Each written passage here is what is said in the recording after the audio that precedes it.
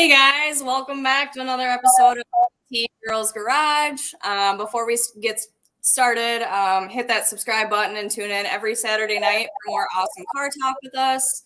I'm Trissa, and this is Rachel, and I want you to explain a little bit about yourself.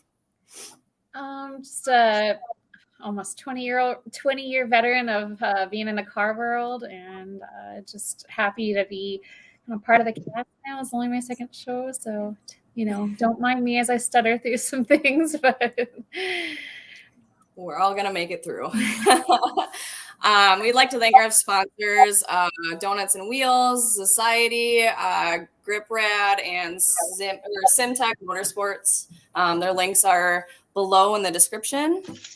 Also want to give a shout out to the Car Club of the Week, which is S30 Life on Facebook. S30 Life is run by a great friend of ours, Michael Ryan, and you can follow them. Also linked below as well. If you like your car club to be named Car Club of the Week, drop us a line at gtgirlsgarage@gmail.com or follow us and DM us on Instagram. And that is GT_girls_garage. With all that said, let's get started. So I am really intrigued to hear about your car world. Oh, it's not that exciting, unfortunately, right now. But so I have a Focus, which most people are like, oh, a Focus. I've owned this particular one for 15 years, which is in May, which is crazy to me. Wow. Since it was a brand new and a 2020 GTI. So I am part of both worlds. I was a big Volkswagen fan way before I had this particular Volkswagen.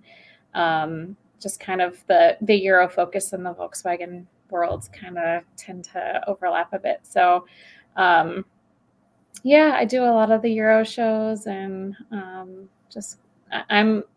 don't always show my cars, but I just like going to car shows because I love seeing every build, every kind of car, from imports to, Europeans, domestics, muscle cars, drift cars. Like, I love seeing everything. So I try and do as many different events as I can. Like when we have our seasons here, in the Northeast, we don't get to do car stuff all year, unfortunately. So I'm hoping April comes really fast so I can get back to doing, fun car stuff. And how about you? I'd love to hear about your stuff. Oh, I wasn't expecting to be in the spotlight tonight. Oh boy. So I have a 240Z. It's a 73.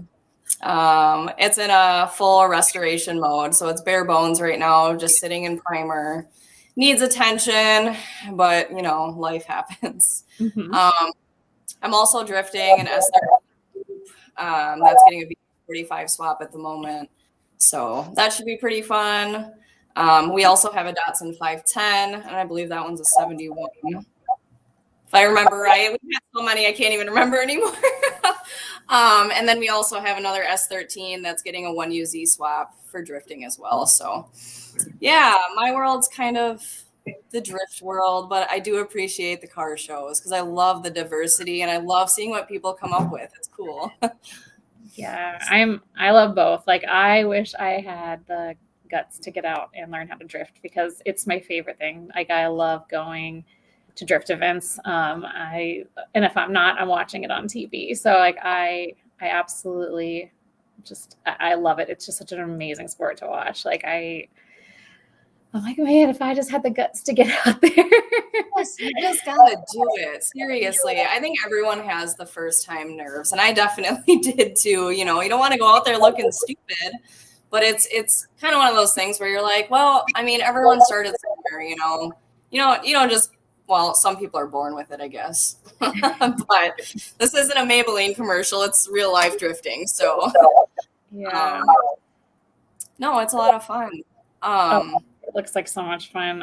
I am like super jealous and envious that you have like the guts to go do that. I think it's so cool and an awesome platform. I love it. Right. But let's see here. So trying to think of something else. I'm curious on the car scene, and where did you say you're from again? Like the DC area. So yeah, they must have a pretty decent car scene. Yeah, it's pretty good. I mean, for an area that has potholes that will eat your car alive, it's not too bad.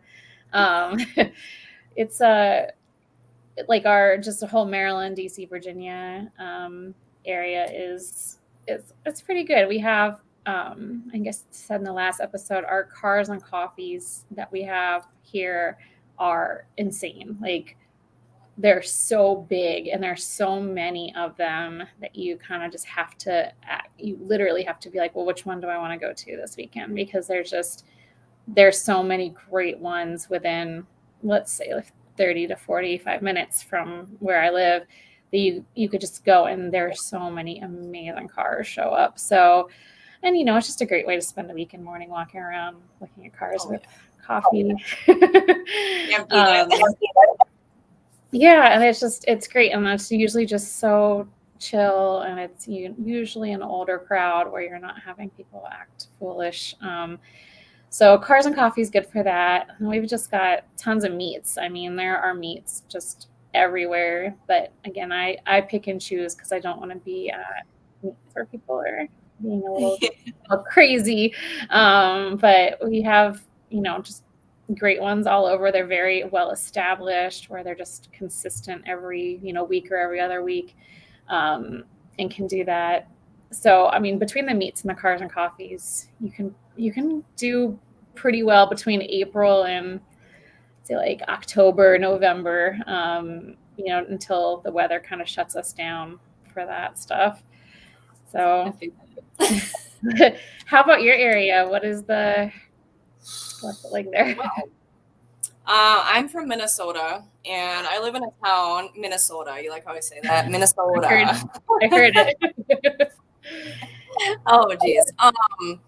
But I live in a town of 2,000 people, so there's not a lot of activity. I definitely have to travel to, meet up with people, but it's kind of cool because there's definitely drift teams like scattered everywhere in the state, and people help each other out all the time. And we also have a international racetrack that they do huge events at. 1320s there quite a bit. They hold some championship drag thing. I'm not huge on drag racing, so I don't know.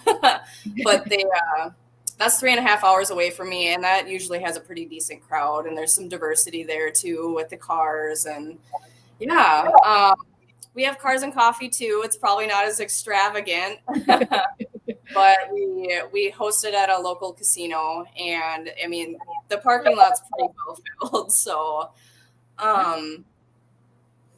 what else? I mean, there's definitely, car clubs that have their I wouldn't say weekly, I'd say monthly shows and stuff that people attend. But we have like Minnesota, Nissan Infinity groups, you have the Volkswagen groups, all of those groups too. So it's here, but we're shut down for 5 months out of the year usually. So yeah, I feel like you get way more extreme weather than I get, so spend a lot of time inside. I can't. But it's fun. I mean, it's good having downtime too, because then, I mean, wintertime is usually dedicated to projects. So yeah. And that was my next question. Do you have projects going on at all? I have some, to be honest. I have been putting them off a real lot, but so right now I am I call it a 1.25 car garage. So it's not very big. And it is so cold. So the thought of going out there is just sometimes just like, I don't want to do this.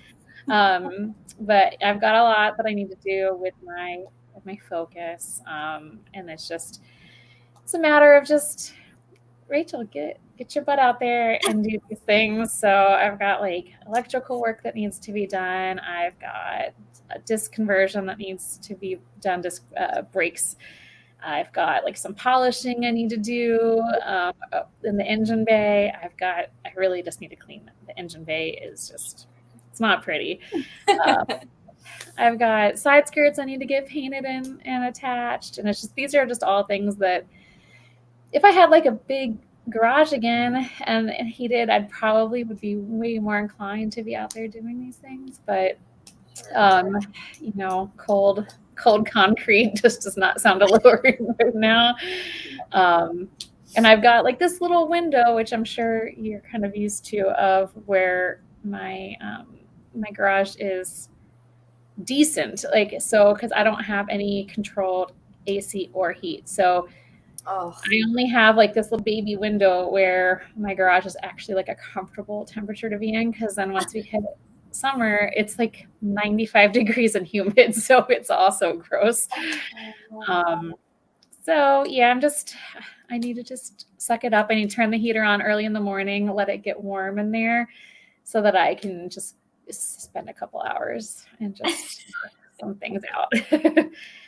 I hear you. Yeah, Yes. working out in the garage, you want to make sure you're in a t-shirt weather. Like, you don't want a jacket and gloves and everything else. It gets in the way. So. It really does. I did my engine swap in my friend's huge garage in Pennsylvania, which is colder than Maryland. And it was like the dead of winter, and it was a non-heated, barely insulated place. And it was so cold that we would just have to stop, and we'd have to like just put our hands back in gloves and just, you know, we would just be freezing. Like, you couldn't work anymore because your hands were just so cold. It was just a miserable winter of working on my car, but it definitely made me appreciate when I will have a nice heated garage one day. I will look back hopefully fondly on those memories, but as of right now, they're still pretty miserable in my mind. Oh, that's tough. Well, and the worst part too is you bust a knuckle or something, and it's just excruciating pain. It's terrible. It makes everything hurt so much Yes. more. Like, it's just The older you get, the worse it gets too. Yes. So yeah, I am looking forward to hopefully in a few years when I can sell this house and move into a place and have like a nice heated garage in my horizon. So make doing these projects not so unpleasant. But you have a nice setup, so I am super jealous of that. It took a little bit. I mean, we looked for a house for 2 years, and one of the stipulations was it has to have a big garage. It has to. And we actually just happened to come upon it because a realtor was actually a double agent with it. So she's like, "Hey, I can get you in here sooner to look at it." And I was like, "Yeah, we want it." And then it was case closed. So, but I mean, it's definitely something you work towards, you know. It's a goal. And then once you get there, it's definitely a good feeling. So I have hope for you. You'll achieve it. Hopefully it's a bigger one than this.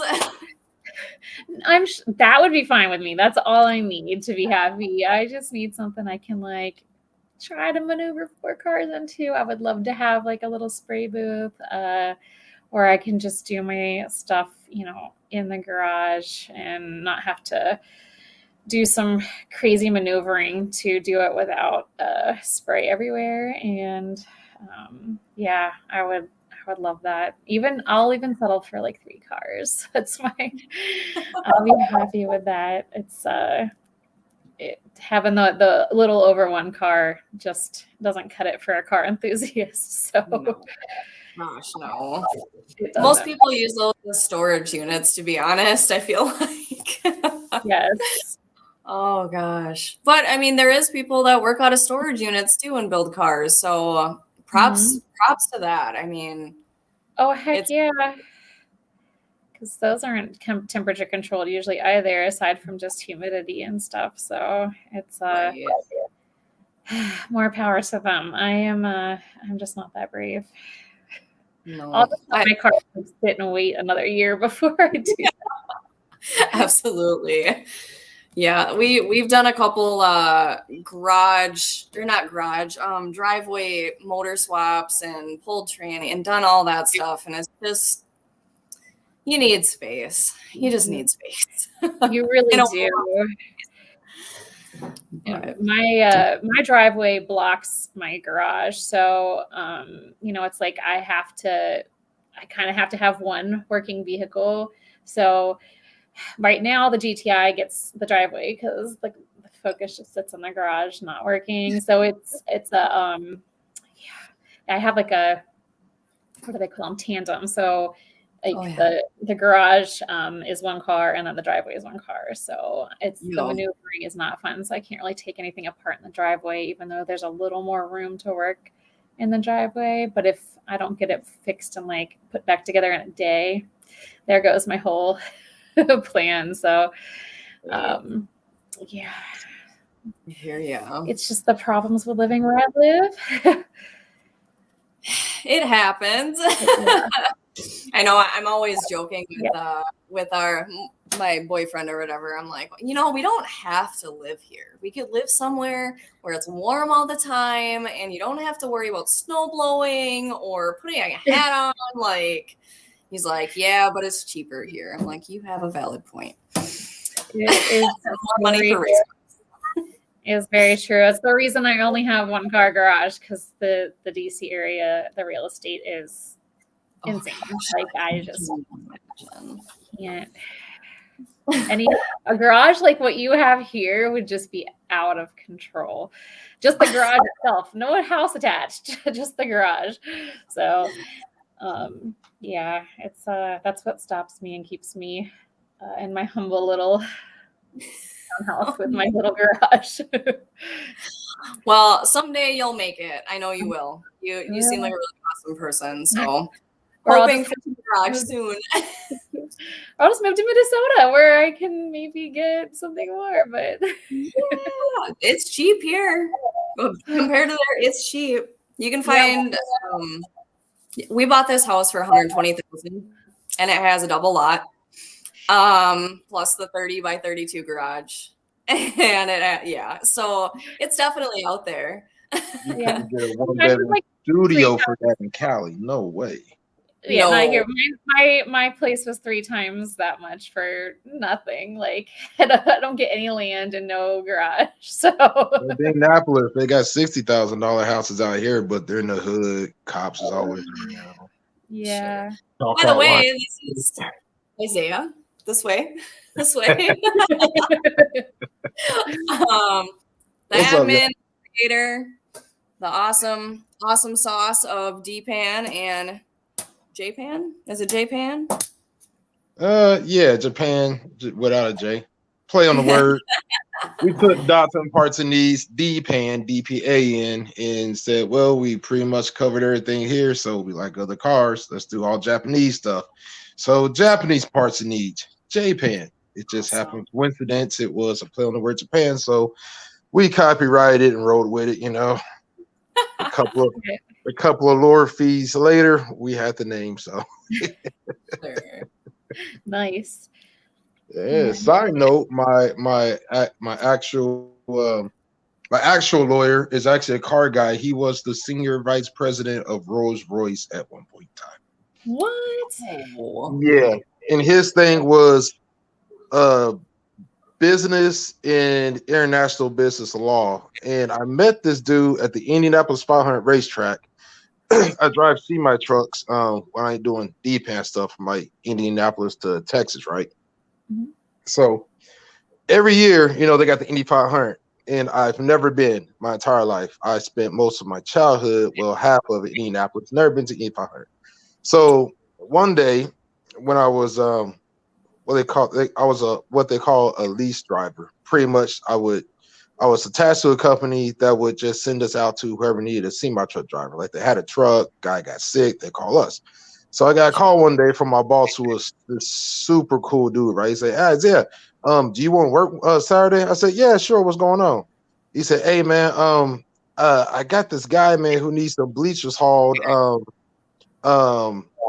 over. He just needs some bleachers hauled for the Indianapolis mini marathon, which is like a foot race I have, I think like a month before the race, leading up to it. It's always like this marathon. It's like 11 miles long. I didn't know any of this at the time, right? So he gave me an address. I wake up at like, he said I had to be there like 6 o'clock in the morning. I'm like, damn, I should have said no. So I got my happy ass up like 4 a.m., right? And I'm black, so I'm on black folks' time. So I still got there late, but for good reason, right? So I put in my GPS, okay, this address. I'm driving around, and I don't see it, right? I know I'm getting closer to the Indianapolis 500 Motor Speedway, right? And I'm like, wait a minute, hold on. Is this where I think it is? So I zoom in on Google Earth, right? And the address was the pagoda inside the racetrack. It actually has a mailing address, right? So I said, well, this day should be fun. So they let me into the track. Now walking around looking for this dude who was, I guess, like the guy supposed to help that day, right? And it's like, I don't know, like 6:45. I got there like hell late. The dude wasn't even tripping. He's like, yeah, man. So I'm glad you came, man. This and this. I said, cool. So what am I doing today? He goes, oh, well, got this race going on. It ain't going into like 3 o'clock. So just hang out, man. I said, just hang out. I said, yeah. So just hang out, do whatever you want all day, man. Just meet back here at 3, and we'll go ahead and do what we gotta do. So I got paid pretty much 8 hours for just hanging out at the Indianapolis racetrack, right? Watch these people come in, they want to run lap around the track, and then they go out the way they came in. So as I'm walking around looking at all this cool shit, I'm like literally at like ringside of the fucking racetrack, right? I'm sorry, flapjacking racetrack. So I strike up a conversation with this dude, this tall cat in a straw hat, right? I know it's all they do is on this walkie-talkie radio thing, right? This radio. So finally I struck up a conversation with him. He goes, yeah, I'm a ham radio operator, and I'm in charge of the radio communications for the entire marathon. I said, what? He goes, yeah, I'm keeping track of everybody from the front to the end, and ambulances and people passing out and all sorts of stuff. I said, people are passing out? He goes, yeah, man, it happens all the time. I said, well, so how'd you get this job? He goes, well, I'm retired now, so I got bored and joined a ham radio club, right? And there's always like things on the bulletin board of people looking for ham radio operators. I guess that's a thing, right? Huh. So he said one of the jobs came up saying they needed somebody for the Indy 500 marathon communications board. So he got the gig. And he goes, yeah, man, I do this all the time. He said, I used to be out there in the boxies and stuff. I said, boxies? He goes, yeah, I used to be one of the senior vice presidents for Rolls-Royce. I said, what? He said, yeah, so this is like nothing to me. Like I used to come here all the time, whining, dining, dinner turds and stuff. I'm like, okay. Yeah, so this was like super cool. So he's like, yeah, so I'm retired now, so I do taxes just as a hobby. Gave me his card, and so I was like, okay. So of course I called him, does my taxes every year, right? And then so anyway, that dude was like really, really cool. But the icing on the cake was they gave me a full size Penske box truck, right? At the end of the day, my job was to just drive this truck around as these other dudes load up the back of this box truck with like signage and stuff that was like along the racetrack part of the course. So they had me get in this box truck, and I'm known for having speeding tickets. And they told me just drive around on the racetrack. I said, really? Okay, so I'm gunning this thing, and it's only topping out like 65. I'm mad because I got all these Datsuns, but it never dawned on me that I would actually be driving on the Indianapolis race course, not as a little track day thing. I'm actually on the track, but I had enough sense not to go along the bank because it's obviously way too steep. So I go around the first lap, right? I get on the final straightaway, where the fence line is for the bricks. I'm like zoning out, like everything turns into like an anime film in my head. And I'm pitched. I felt like Speed Racer in the Speed Racer movie. Yeah, that was the mode I was in, trying to gun this thing at 65 miles an hour crossing the fence line. I was like, this is awesome. And then they told me to do it again. I said, dude, you ain't say nothing but a word, player. Give me them keys. Oh my gosh. That is such a cool story. Yeah, that was a great day. Yeah, so this dude's been like one of my good friends for a while. And I just having to meet this dude of all places, ham and radio operator at the Indy racetrack. Awesome day. It was awesome about it too. Love it. Yeah. Yeah, but other than that, but yeah, that's pretty much, what I do. I'm just, a guy with an entrepreneurship background who's into cars, been into cars all my life. Real name being Isaiah. My grandparents always called me Z before I knew the Z car was even invented, right? So when I was in high school and playing Gran Turismo 2 on the PlayStation 1, right? I'm like, ooh, 1998 300ZX twin turbo 2+2 at the shopping cart, souped it up to hell, right? And I'm like in high school, right? So I actually wanted that car, but obviously couldn't afford it. But then I discovered that, wait a minute, hold up. There's a great grandparent to that car, the 240Z. So I souped that car up, right? Then I started, looking around. Remember when Auto Trader was the thing back in the day and they had Collector Car Trader? Oh, Yeah. When I realized that you can get a 240Z, 280Z for like $500 running, I was like, bet. Bet. It's crazy. Yeah, those were the good days, back in like 90, 99, 2000, Yeah, great. And those were California prices, by the way. So, wow. Yeah. That's shocking, actually. Because you look at prices now and it's insane. Yeah, it's trash. Somebody actually, Kaylee hit me up saying, hey, any good condition, low rust Z cars for like $5K. I was like, good luck. I'm sorry, girl. I ain't seen one of those in a minute. There's a rust bucket a couple of blocks away from me at the local speed shop. They're trying to sell one. They're asking $7,000, but I know the guy would take two, but it's literally just a parts car. It's got $2,000 worth of parts, mind you, but it's a wide body with some nice rims, but it's a parts car. It's the core supports rusted out. The floors are not gone. The car was last registered in Texas, but it was only there for like 4 years because the car originally came from Maine, which explains the rust. I'm like, that's not a Texas car, dude. That's East Coast like a mug. That's a flapjacking East Coast car with all the issues that come with it. Yep.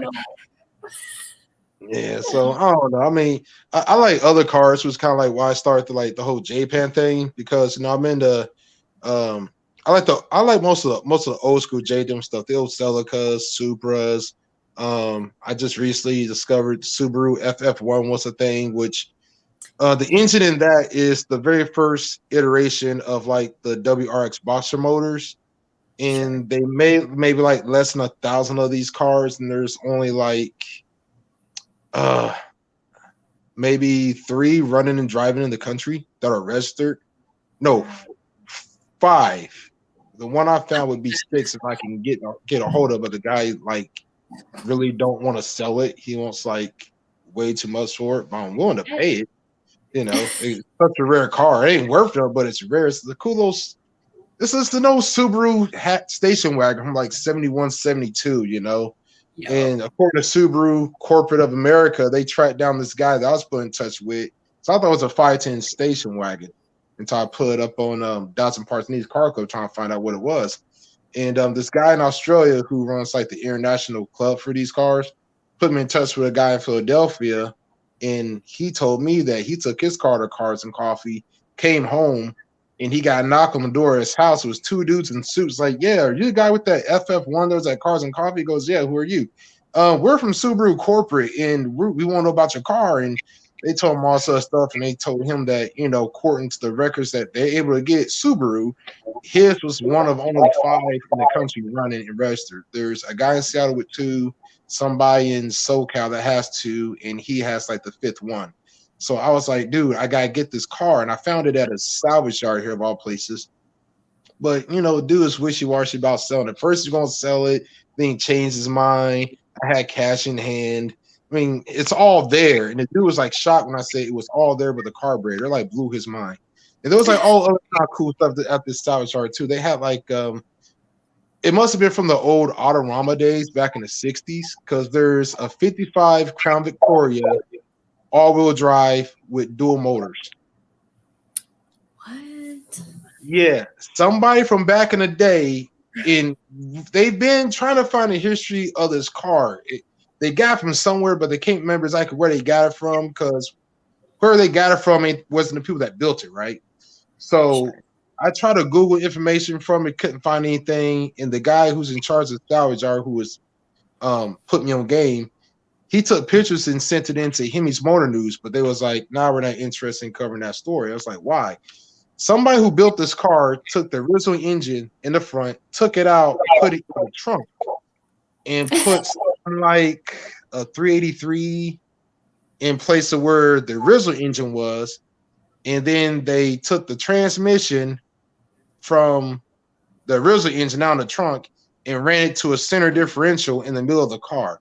So this thing has dual ignition. So it has two keys, two ignition switches, duplicated all the gauges. It's all like really cool aftermarket stuff. And the car was just some reason left to rot, but it all looked like it worked.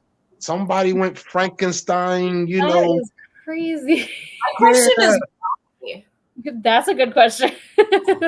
Somebody in the Midwest had time and money, apparently. Somebody who I guess had a shot like you, Trish. it's insane. Yeah, I put it. It's on a JPAN GT YouTube. One of them posts in there. I took a little mini tour to salvage yard, and you can see like some views of that car. See, you'll see how it's weird, but it worked. I want to get that thing back on the road, but it's so rusted out. It's a Midwest Swiss cheese car, but just the fact that somebody built that, you know.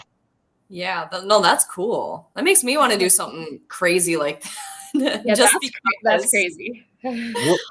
What kind of crazy cars would you guys build? Oh gosh, I don't even know where to start with that one. Put me on the spot. There's so many options, right? Oh no, I see Rachel spinning her gears hard right there. She went to a happy place. Because there's like things to do that would just be like, well, why did you do that? And then there's just like really cool things to do. Yeah. I don't know. It would be really funny to stick a Subaru motor into like one of these Japanese cars, I think. Like that's the kind of thing I'm talking about, is like crazy, like where you're gonna piss some people off, like really piss people off. Tourists. Yeah. What bill would you think would piss off purists the most? Like if you was to build something on purpose that's a piss off a community, what would it be? Well, people don't like that I'm doing a K swap. Yeah, so somebody did a K swap into a Focus, which, you know, it doesn't piss people off as much because I think the Focus people are a tad more open-minded about like, hey, we could try some fun things. But yeah, K swapping into a Nissan or a Datsun would be pretty.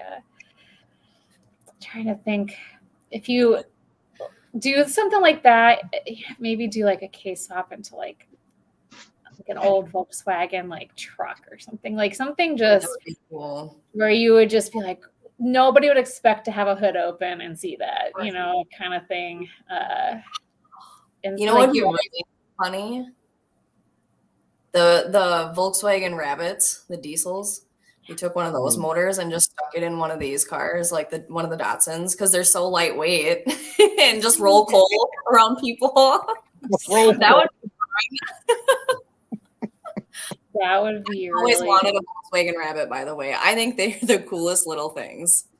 Me too. LS Bug Maddie. Yeah. Please do it. Oh man. Can you imagine? HOA suck, by the way, Maddie. Well, HOAs are the worst. Oh god, yeah. No, we don't mess with any of that. Yeah. Somebody buying a home in an HOA is equivalent to a freed slave going back to the plantation. And I'm black, so I can say that for those of you guys who can't see me. That's honest fact. Think about it. Why would you pay stupid money to buy a house or to have somebody tell you what you can and cannot do with it? I think a lot of the reasoning behind it is to keep the community nice, but I know people that are in HOAs and some of their stipulations are insane. Like, like you can't have gravel past this point in your yard for landscaping. Why? Can't wipe your butt after 8. Like, yeah, I've had to have HOAs in 2 of my places. Just it's really hard in the DC region to actually get anything that doesn't have an HOA. We're pretty like locked down.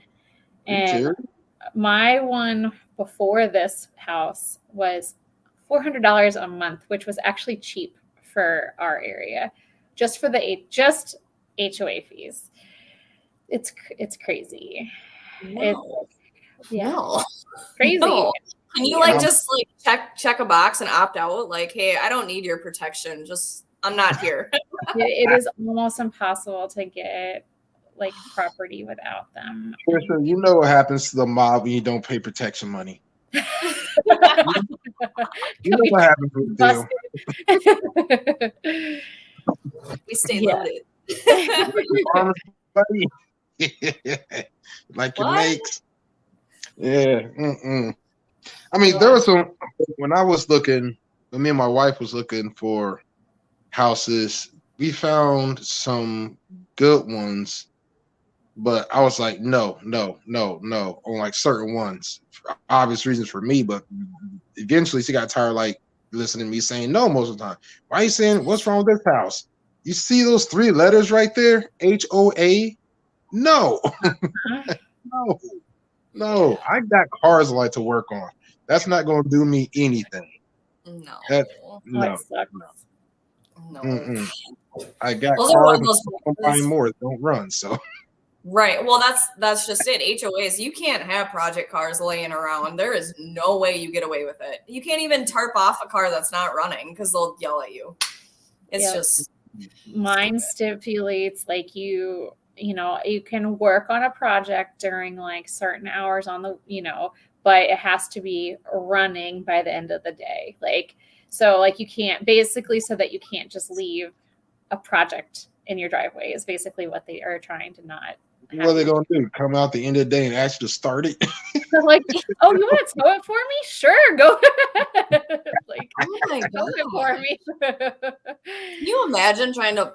No, what? Like, no one's projects get done in a day. Thank you, but yeah, I'd be like, what do you want? Put my wheels back on and pretend it's running? Like, fine, I'll do that, but take it off the jack stands, but it's not running. I tell you, it's a race car. It's going to take an hour to start. You just don't turn the key on this thing. You got to prep it. Oh, okay, sir. I've actually done that before. Like, oh, okay, sir. Well, it's road legal. It's titled and registered. Everything's on there. What are you talking about? No, I'm not going to just take an hour out of my day. I got to go to work. Right. Yeah. I hate them. I cannot wait to be able to just get out of the area a bit more and not have to deal with one. You need land. Land is a beautiful thing. Okay. I can't say much being from the Midwest because it's like rolling hills everywhere around here. You got the farms and the cows and the corn stalks and typical Midwest stuff, right? But I don't know. I drive to like a pretty well-populated city once in a while, and I can't deal with it. I don't know how people live in big cities. How do you deal with it? Traffic, like it's horrible. It's awful. It's like in the last episode I talked about like this. I almost didn't get a manual for my daily just because traffic is that bad where you're just like, do I really want to deal with this and like stop and go traffic? Because having a manual and stop and go is zero fun. And we're not talking about like little baby traffic. You're talking about where you just like move a little bit and then 45-minute long line to get like a half a mile. Yes. So it's just like, we don't measure. I always tell people like, if you live in a crazy area like the DC area, you don't ever measure your destination in miles. You measure it in minutes because miles mean nothing in this area. Like 30 miles, people think, oh, 30 miles. Yeah, like what, 30 minutes? I'm like, no. That's not what it's like here. LA? Oh, LA is awful. Oh God. I have driven in LA and that's a big no-go. Yeah, when I lived in Southern California and I lived in Orange County though, and that was bad enough. I refused to do LA. I was just like, nope. Like I love California. It's a beautiful state. I would never live there. Never. What? It's so expensive. No, I would never live there. I'd move back there, but not to LA. Yeah. It's just too expensive. That's where I want to go, actually, California. I mean, I'm selling for Phoenix because it's closer. I can be a day's drive for my family back there. But I would never. Yeah, I would never move there with the way the economy is now. I was just talking to Jason Hernandez, one from photographers that live in LA. No, not him. It was Corals and Picks. Anyway, he said that they're paying, I think, $4.27 for regular now, a gallon. Mm. Yeah, and that's been the norm for a while as far as gasoline. It's not affordable to live in California. I mean, mine's over $4, but that's for premium. But you guys, there's a town like 20 minutes from me. Where am I? I don't know where I'm at. I'm backwards on the screen. Still like $2.99 there. oh, We got $3.27 for regular. $2.99 is not bad. It'll get down there for like, I don't know, a day, just back up again the next night. You know what I mean? It's just out of hand. I don't know. I don't know what. I mean, I hear that electric cars are good and they're making a comeback. But I think it's gonna be a long time. For it to get like affordable. Even with gas being as high as it is, electric cars still not cheap enough for the common man. Just go out there and just buy one and make like gas powered vehicles go away. It's just too mean. Kill them out there in the infrastructure to keep them on the road is too extensive. But God, they were just ripping us off left and right. Well, and we covered a little bit of that too, because that snowstorm left a ton of people stranded in Virginia. Yeah, the 95, I-95. Yeah. What are you going to do? Because a lot of people were rescued at that rate, and there was, electrical vehicles or whatever. Well, they sit in sub-zero temperatures. Obviously, the batteries die. That's what happens. Well, you have 13 batteries to replace at this point. That's $5,000. Like, what are you doing? Why would I do that? I don't. Yeah. It's just not practical, It's not. There's not a long-term good solution for all that yet. Hybrids? Maybe, but I just don't see it going that way completely. Yeah. It's gonna be a while. It's gonna be a while. Like my grandfather on my dad's side, he's 98 years old, right? And he started. My family's a railroad family, but I'm the one that became a truck driver. Go figure. But my grandfather started driving locomotive. Started driving trains basically when he was like 16, 17. He lied about his age to go on the railroad at the time back in Texas, and anyway, he started driving trains back with steam locomotives, right? We're talking like 1932, you know what I'm saying? So he was driving steam locomotives, and when diesel came out, it was kind of a new thing then, but it was kind of a rarity. But the technology was there, and they didn't think, diesels, that never work. Steam locomotives are far superior, they're stronger, it's tried and true and proven, and it took about 20 years, but it happened. Now, when was the last time you seen a steam locomotive on a train, right? In a museum? You know what I'm saying? I mean, people are like, I don't know. I just hate to think of that happening to gas powered cars. I'm a car guy through and through. Yeah. Electric cars they're no fun. They're quiet. There's no noise. There's no life to them. And there's nothing there to get excited about. I think it's scary. I mean, technology fails all the time. All the time. And it's like, there's 27 buttons on the dash now. I don't know what I'm doing. Like, I don't want that. Keep it simple. Why are we... You're not going to have electrical, like, airplane, like, commercial airplanes and shit. Sorry, flapjacks. But it's like, I don't know. I see where they're trying to go with it. Like, get green, do that kind of stuff. But why aren't we changing up formulas of gas then? You know what I mean? Like, we're focusing on that aspect of it versus totally switching up the game with these bubbly looking electric quiet things. I don't know. Sorry, that was a rant. Oh no, you're good. I think I have a friend here in the area that has the Plaid, and it's just like man, it's hard to like argue against that car because it's so cool. But like, Yeah. it's the same thing. It's just like you want that, like, that feeling and the vroom of a. The vroom. Exactly.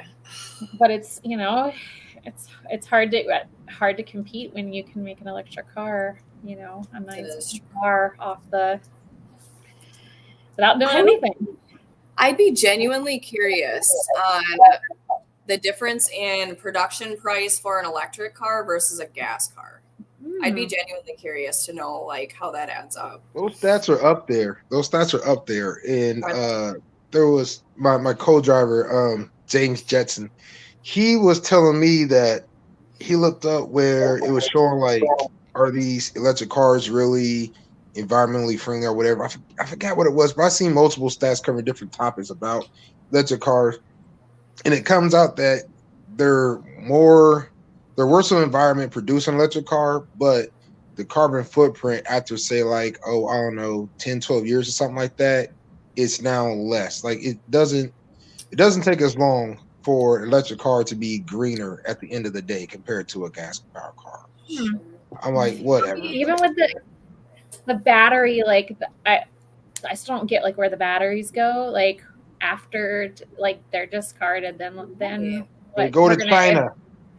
Do they build walls with them? Like what are you doing with them? No, they just dump them in the ocean.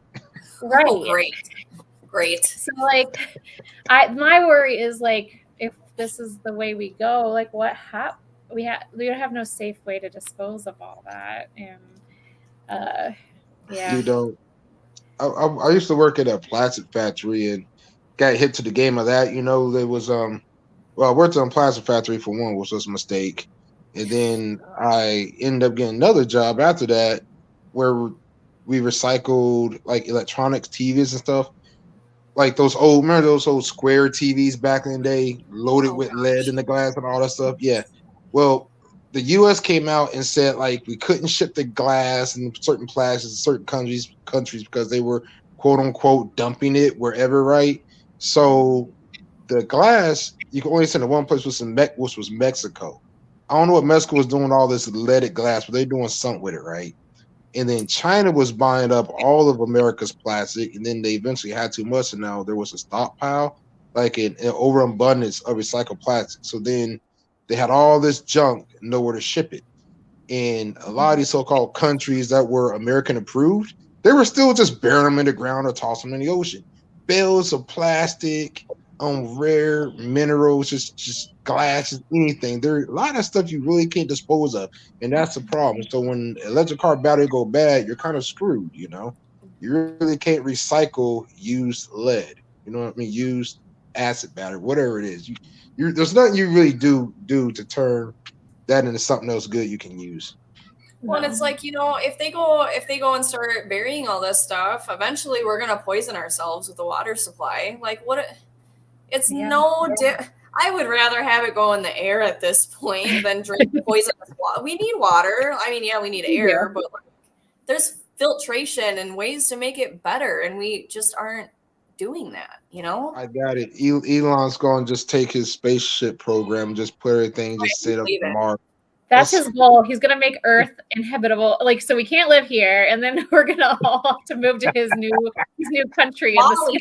WALL-E, the kids' movie WALL-E. That's what it's going to be. Yes, that was like a very like deep movie when you actually like watch. Like, I mean, that was a very like deep meanings in there. That's very good. Between our laziness and what we do to the environment. And somewhere that jump pal is a race car with a 1320 sticker on it. Sadly. Yeah, right. Oh my gosh. Oh, shoot, man. I swear, I don't know, good times, but hold up, wait a minute, what's this? Oh, well, you know what? What? I just found something that I think you ladies might.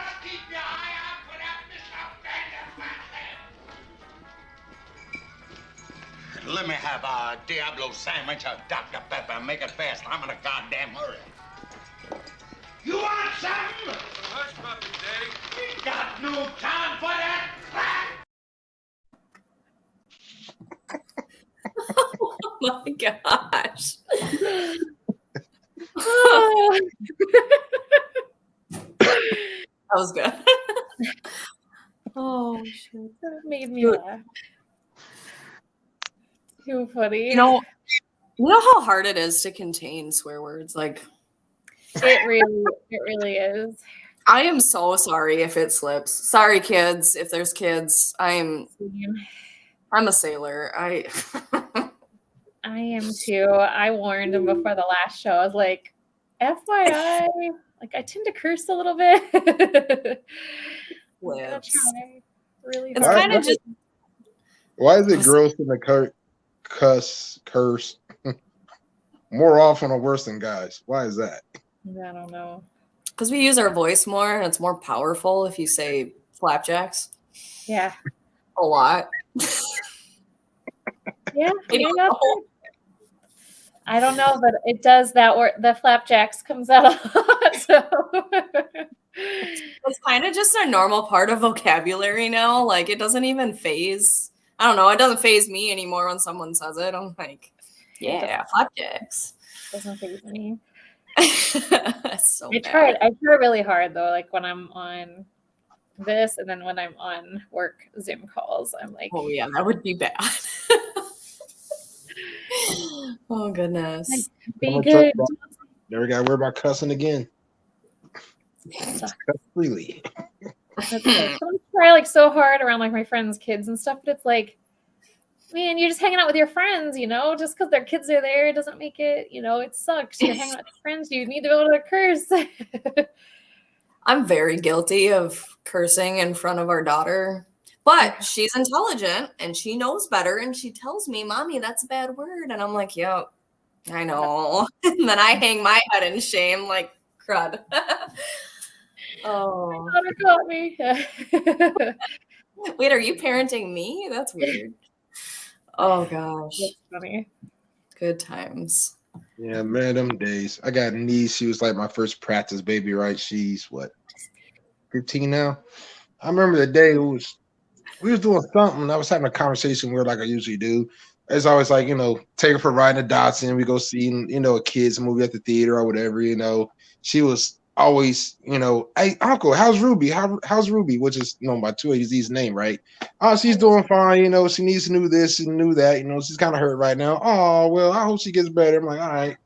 And eventually, one of these normal conversations turned into me realizing my niece was now giving me advice. I was like, what? Wait a minute, hold on. I slipped down and found, you know, was having a dope conversation with this now older teenager, you know, and I was like, when did this happen? I love that. I feel like it's so hard to keep kids innocent nowadays too, you know? So when you come across one that's so pure, you're like, please stay in a bubble. Stay this way forever. It's a scary world. It really is. The difference between like when I grew up to now is just absolutely crazy. The stuff that kids have to deal with now it blows my mind. Like so many more things that between social media and just bullying and like guns in schools, like stuff that we never once thought about. Like we just went to school. We're like, hey, we're at school. Yeah. Like, I remember when Columbine happened. I remember looking at the news like, this is a thing now? Like, what? Yeah. It's like crazy. I mean, I came from hood schools, right? You know what I'm saying? And feel it. There was always fights, but never any gunfire. You know what I'm saying? And then here come these anarchist type kids. I'm like, wait, what? Yeah. People in the night schools? This is crazy. Yeah, it's crazy. I mean, we had fights and, you know, people brought weapons and stuff, but not coming to shoot up a school, not coming to shoot up like the school.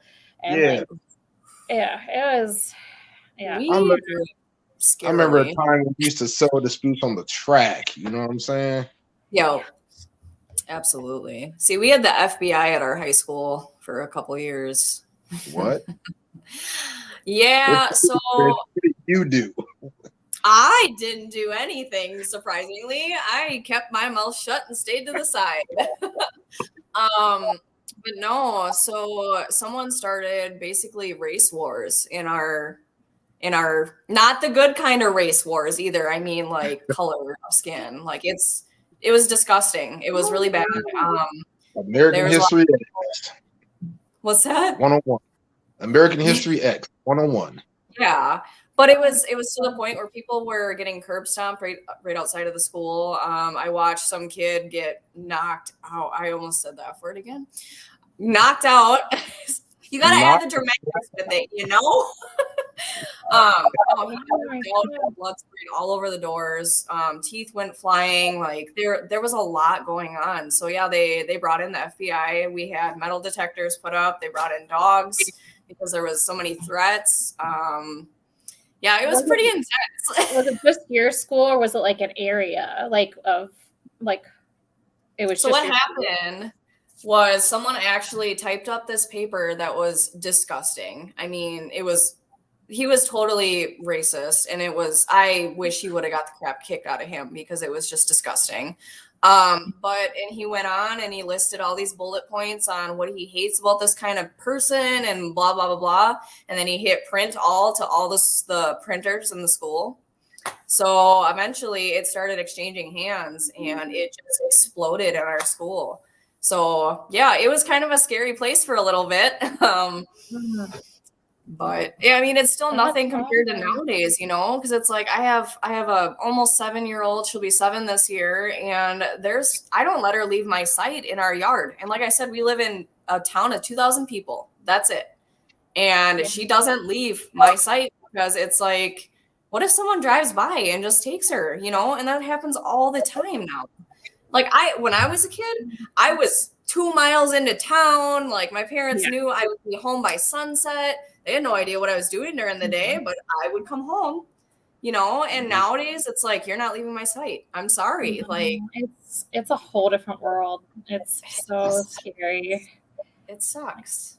It really does. You create an environment around you with people that, you know, love you and your kids and your family and kind of your own safe space, but right. It pays to have a small circle of friends. Like I try and tell my teenagers that, you know, oh, this is my friend so-and-so and so-and-so. And it's like, dude, man, I know dudes, man, whose friends, man, cheated on their best friend, you know, cheated with their best friend's wife or whatever. It's like, dude, friends come and go, man. Friends come and go, you know, just get yourself a hobby, you know, wrench on a car or whatever. And just, you know, I mean, I can count literally on at least no more than 2 hands the number of friends I had in high school, you know what I mean, who are still around, you know, You know, these cats have proven themselves vetted, you know, and this young blood, oh no, so-and-so's cool. It's like, okay, you'll see. And, you know, now his one friend's got a kid, you know, and he's off, you know, doing his, you know, race car thing, you know, and, you know, he's like, well, you know, I don't see him too much anymore. You know, he's got family now. I was like, yeah, I told you, man, things change, player, you know. And I heard tell a couple of his friends, you know, got, you know, killed out in the street. You know, it's like, I mean, these are good kids too. Just, you know, they're young and don't know. You know what I mean? They're just young and don't know, and it happens. Yeah. I don't know. I just pray for them and just try and keep my younger ones glued in front of Motor Trend at all times, and hope they just stay on that path. You know. Yes. The Rock Squad for the win, baby. Well. They can't spend money on drugs if they're spending it all on a car. So cars are expensive, and while that's bad, it can be very good sometimes because you don't have money to spend on anything else. So right. It's a great hobby to get them started on. Ain't nothing wrong with that at all, yo. Shoot. All right, y'all, check it out. Yo, check it out. This is a rare time. Mr. Switchboard here is in the front lines. We hit the 1 hour mark. We can go home and street race, or we can keep talking. What do you ladies want to do today? Well, Jason just made a comment. Trissa, get your kid into Power Wheels racing. I might be in the works of something. Yeah, you've got the property. You might as well set up a little drag, not a drag. I want to do a drifting circle. So I feel like you could do that. Is that a thing? Power, don't know. is there a Power Wheel Sophie? That would be so cool. Power We Wheels. gotta- Years Yeah. ago. Let's do But that. we bought her a little dirt bike actually that has training wheels and stuff. So we're hoping that at least, you know, maybe she'll move from 2 wheels into 4 wheels and kind of gain that confidence because she's so skittish. I don't know why, but I get her out here all the time and she's powder coated with me. She's, you know, turned a couple wrenches and stuff. She's a girl. Yeah. And I'm not a girl, so it's so weird. She might just be a girl, but maybe like you could get her into like something, maybe even just like, oh, do you want to learn how to sew? And you could do like upholstery for seats and stuff like that. I mean, there's always avenues like that you could, if she stays that course, maybe like. Are you serious? That would be really cool, actually. 6 volt. They actually, I'm going to look this up after we get off here because I am genuinely curious now. And I have a Power Wheel for her that I could modify. Don't let my friendship get you down the wrong road. Just kidding. Jason Bacon says, apparently there is a Power Wheel League, I guess. He says 6 volts, 12 volt stock, 12 volt modified, and 48 volt outlaw. Wait, 48 volts? How fast do these go? Do these kids have like full roll cages and everything? Yeah, they're gonna have a full race, you know, like helmet and suit and everything. What? Outlaw. All right, I'll send you some links. I'll share them with you. I'm really curious now. This sounds fun. Those kids are not skittish. No. They're doing a lot more than I was doing at that age. God dang, 48 volt outlaw. That sounds a little excessive. Oh my god. But hopefully they're wearing super protective gear. Right. 48 volt outlaw. You teach them how to use a fire extinguisher by the age of 5, and it's right bolted into the cage in their Power Wheels. Your Power Wheels does not have an IHRA sticker on the side of it. That's awesome. I love it. That is so cool. Well, thank you, Jason, for pointing that out. I am definitely intrigued. Yeah, that's going to be next week's topic. We're going to talk about the IHRA Power Wheel League. I'm going to present you guys the Power Wheel, and I'm going to do wheelies for you. Reporting live from trackside. Oh my gosh. I want to see this. I suppose I better make it happen now. Okay. Stock appearing gearbox and body. Wow. Okay. Yeah. We're gonna have to get deep into this. We're gonna have to get deep into this. Oh man. A whole new subject. Yeah. Well, the nearest hospital to me is like 20 minutes away, so I don't know if this is a good idea. Maybe it would be really cool. You don't need a car. You need a helicopter. You're that far away from. What? We're moving into helicopters now? I'd be out in the middle of like nowhere, Texas, right? Driving this truck. I know for a fact the nearest exit is like 15 miles away. And here it comes an ambulance flying up from behind. I'm like, dude, where are you going? And there's a person in the back. I'm like, where are you going? That scares the crap out of me, though, honestly. Like, what people live like really far from civilization, because like anywhere I've ever lived, I've had a hospital within a few miles, right? Like, because I've just always lived in the city. I've always had a fire truck station close. I've always had hospitals close. And it's just like, man, the thought of living out where it would take, that could mean your life, like getting from your house to a hospital and an ambulance, like just as long as it takes the ambulance to get to your house, and then how long it takes to get to the hospital, like, yeah. That's scary. It's a little scary. There's actually been 2 instances where we probably the first one I did go to the hospital for. You guys can't see on camera, but I was trying to make garden fences for these pumpkins because they were going out of control in my yard, right? So I'm drilling along, going, and then all of a sudden, like, my finger got stuck in it, and I was like, oh no, and I ripped it out because I had drilled into my finger, and I scared myself so bad that I just ripped it out. I didn't reverse it and like tried. So I ripped it out, and instantly it was just like blood everywhere. I was like, well, that's not good, and my finger looks pretty messed up right now, so I think I should go to the hospital. Well, at the time, all I had was like a little Honda Accord, but it was a 5-speed, and I'm like, how are you gonna? I can't drive. Oh no. So I called up one of my buddies, and he's like, yeah, I'll leave work really quick or whatever. And he came and took me or whatever. And then all they did was wash it out. They didn't even do anything else. And then I got an $800 bill in the mail. I was like, pretty sure I should have got at home. Yeah, I have a blood trail from the back garden all the way through like our driveway into the house, in the kitchen, like everywhere. I'm like, and you're not gonna do anything? Okay, thank you. I could have done that here. The second time, so we do CNC plasma cutting, and I've told the hubby this a million times. If you're gonna touch the torch on the plasma cutter, make sure the unit is off. Make sure it's off. Okay. What did he do? He went to change a nozzle on the torch, and he put it here, and he triggered it, and yeah, it went. He cauterized himself a nice rib cage, and I was like, you did what?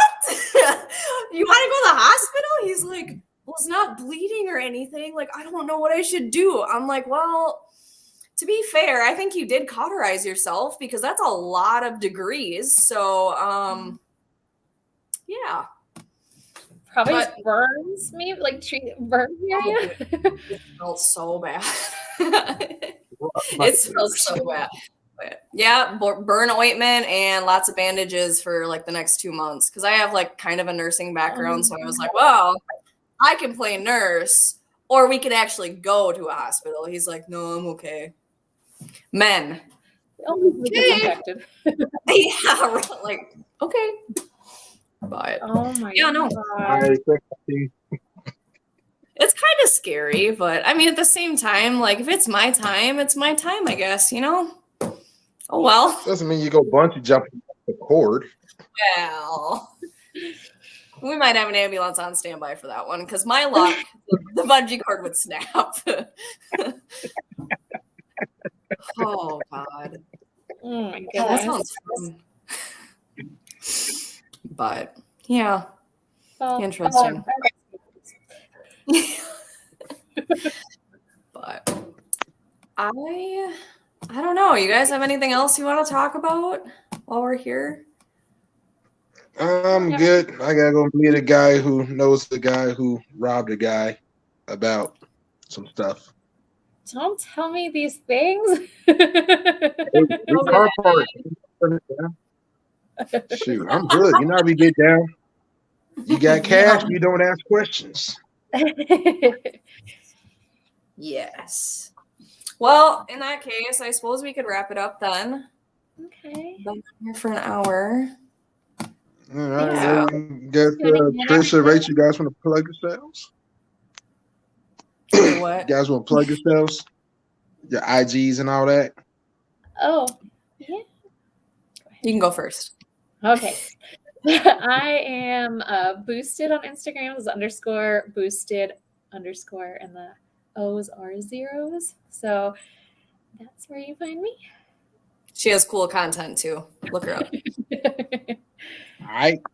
You Every do Wednesday, too. y'all. Every Wednesday. All the office counters are marked. You're ridiculous. I think you should remind the people. I think Geico made a commercial about you involving a camel.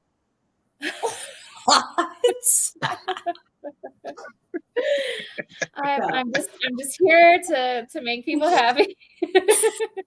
I love it. Oh Geico, my was God. you royalties, girl? No kidding. I'm at Trissa, so TRISSA, because it's a hard name. So TRISSA 240Z is my Instagram handle, I believe. I can't even remember. Wow. I'm not here today. You've got awesome content too, so. I kind of cleared everything out, and I'm trying to reiterate stuff. More car things are needed, so that's incoming. Yeah. I promised myself that I'm going to be working on my car more, so stay tuned. Yay. Hold on. I think I might have something for you. What's this? Hold on. Worky back. Yeah. Oh, boo. I'm trying to show the backdrop, but it won't work. I saw Anyway. That's an awesome picture. Yeah. Thank you. The backstory behind it's not so cool, but okay. One last story, and then Yes, we'll get out of here. So obviously, I'm going with the K swap. That's the main thing. But I have this L24 motor that came out of the car. Love it. I mean, it was rebuilt. It has a bigger cam on it. It sounded amazing. It ran amazing. So I'm like, well, I might as well keep it as a backup motor, you know? Well, winter was amongst us. So we're like, we should probably move it into the parts shed. It just makes more sense. And it's out of the way and whatever. Went to do that, and it dropped off of the back of our truck. Busted quite a bit on it. So the valve cover was wrecked. Both carbs were wrecked on it. So yeah, I had to go ahead and start disassembling so I could put it back together to put it back in the shed again. Oh, no. But hey, I mean, so you break something, you obviously got to upgrade it. So I'm probably going to go with triple Webers or something cool, you know, which is dumb because I had a set and then I was like, I'm never going to use them, and I sold them. So it is. That's always how it goes. So. It is. But yeah, so carbs are off of it. I just got to get parts. And then I plan on sandblasting and powder coating in-house the valve cover and everything, trying to make it a little pretty. We'll see. I can't wait to see. Thanks. Party it up. Party it up. Yay. Yeah. So. All right, guys. And as far as me, I am me. I will plug everything else but me because I'm out here doing some illegal shit. Illegal flapjacks. You're bad.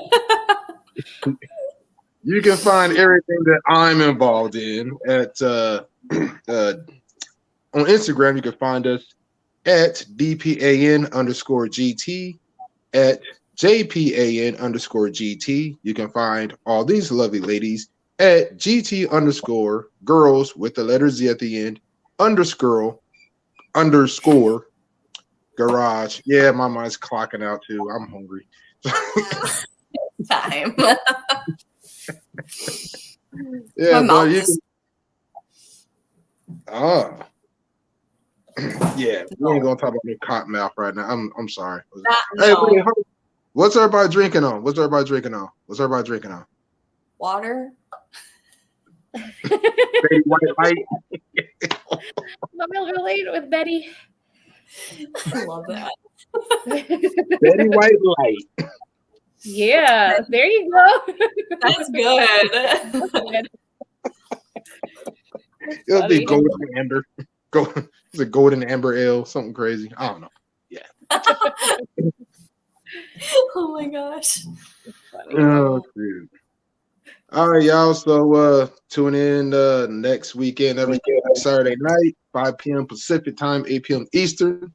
GT Girls Garage. We got a huge cast and crew, so go ahead and hit that like, share, and subscribe button. Yada yada yada. Want to shoot the girls an email? You can hit them up at gtgirlsgarage@gmail.com. Remember, that's girls with a Z, not an S. So catch you guys next time. We out.